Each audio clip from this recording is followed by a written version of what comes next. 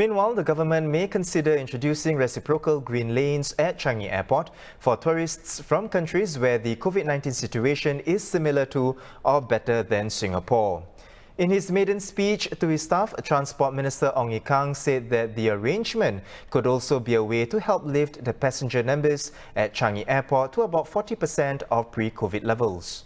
Under this arrangement, leisure travellers from countries or regions which have kept the virus under control will be exempted from having to serve the 14-day quarantine upon arrival here.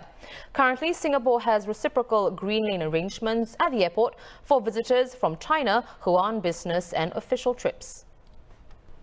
We're now joined by news editor Karamjit Kaur to discuss this further. Karamjit, Mr. Ong said he was told that COVID-19 has set Changi Airport back by at least 40 years to when Terminal 1 first opened. But if leisure travel hopefully restarts, what is the recovery timeline that we are looking at? Hi, Harito. So I don't think we're looking at any immediate recovery. So Minister Ong has made a very interesting suggestion. He talks about how, if we want to help Changi Airport regain some of its lost traffic, then we need to look beyond just green lanes for business travel. But, how that's going to pan out, whether it works, will travelers actually, want to return to the skies?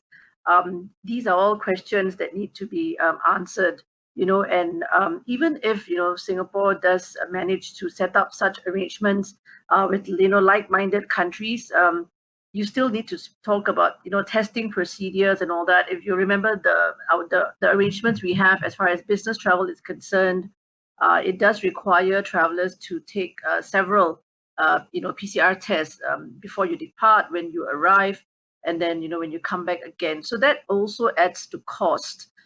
So there are many things that need to be ironed out.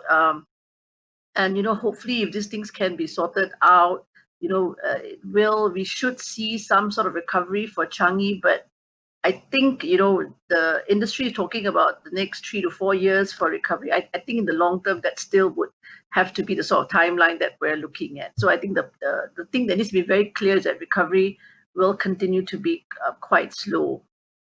Right. Well, Karam, earlier you mentioned about, like-minded countries having this arrangement with them, as well as, their testing capabilities. So if the green lanes for leisure travel do materialize, which countries then do you think will be the first few to be part of this arrangement? And I guess back to the timeline question, how early do you think it will happen? I would imagine that, if you look at the arrangements we have with countries when it comes to business travel, those would be the same countries you would expect we would also want to work with for leisure travel. So China, for example, I would imagine would be, one of the early countries we want to do this with. Malaysia is probably another one, because, we have this arrangement with Malaysia to allow also, Malaysians who used to work in Singapore to come back. So I would say China, Malaysia, probably the first two. And then you look at Australia, for example. I mean, notwithstanding what's happening in the state of Victoria, the rest of Australia seems to be okay. So we might expect some of, these arrangements for leisure travelers, if it works out, to also include some parts of Australia and maybe some parts of, New Zealand as well. Japan also, of course, we've just announced a green lane for business travel with Japan. So these are some of the countries that I would imagine, Singapore would be looking at if we wanted to do something similar for leisure travelers. In terms of timeline, it really, it's a little hard to say. It depends on how the pandemic sort of plays out in these countries. I think we've seen with a lot of countries, with a lot of states, it's a second wave of infections can happen very quickly. So it is very dynamic. But I would imagine the first such arrangement, theoretically could happen before the end of this year if there is commitment or, on both sides as far as Singapore and the next country is concerned. Right. Karam, again, we want to stress that these are just plans and suggestions, but if they do materialize, do you expect a lot of Singaporeans to start booking their tickets and packing their luggage, especially after not being able to travel for several months? So I think it's really very early days. At the end of the day, whether a person wants to travel or not, I mean, look, clearly the demand is there. There is a very strong appetite. There's a lot of COVID fatigue that, has set in. If you look at some of the hotels in Singapore, for example, that have started to offer staycations, the demand for that seems to be quite strong.